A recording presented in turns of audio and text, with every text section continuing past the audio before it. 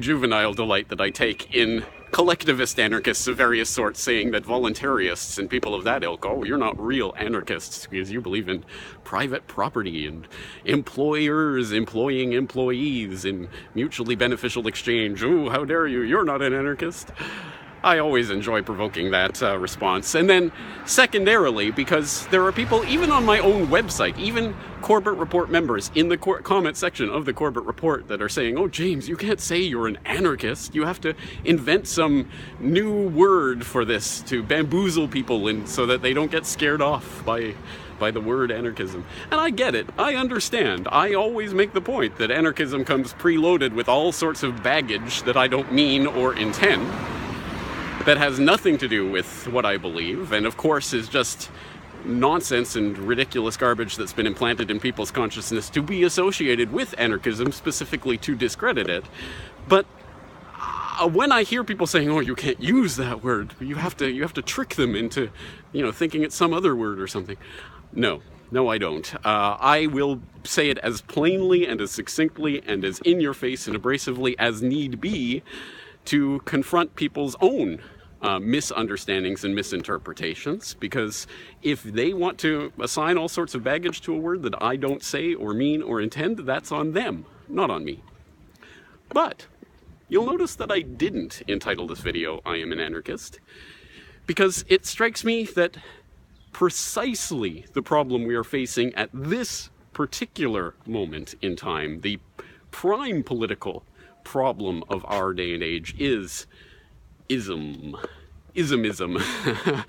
The necessity to put ourselves in various boxes, to assign labels to everything, to reduce everything to a political slogan, a bumper sticker, a meme, to the point where political dialogue now is just people memeing back and forth at each other and sending 140-character epistles that don't say anything at all.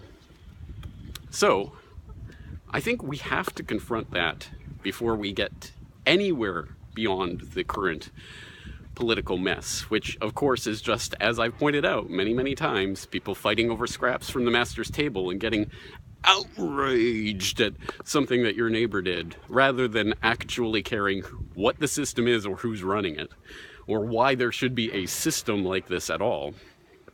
So, I think we have to clear the table of the baggage that comes from the isms. And I can't think of a more succinct or simple way of putting it than I am a free, independent human being. In my mind, in my consciousness, I am a free, independent human being, and that's the way I think of myself, that's the way I relate to the world. And again, people will put on their baggage on top of that. That's nothing to do with me or what I think or what I believe or what I'm saying. They'll say, oh, no man is an island. You're not independent. You're part of a community. Yes, of course I am. And that's part of an expression of who I am and what I want to be. Of course I want to relate to other people. What do you think I'm saying? But again, people want to reduce everything, to dumb everything down to some ridiculously stupid level of argument, some straw man that they can easily knock over.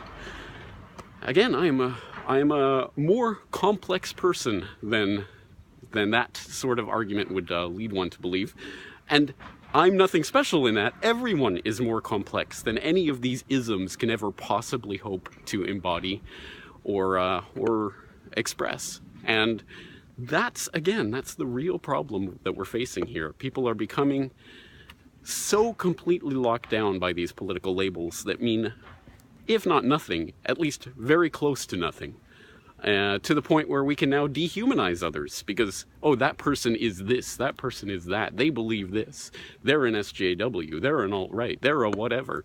Now you can label them, you can package them, everything they say is completely wrong, and everything that this person says, who has the same label as I do, well, they're completely right.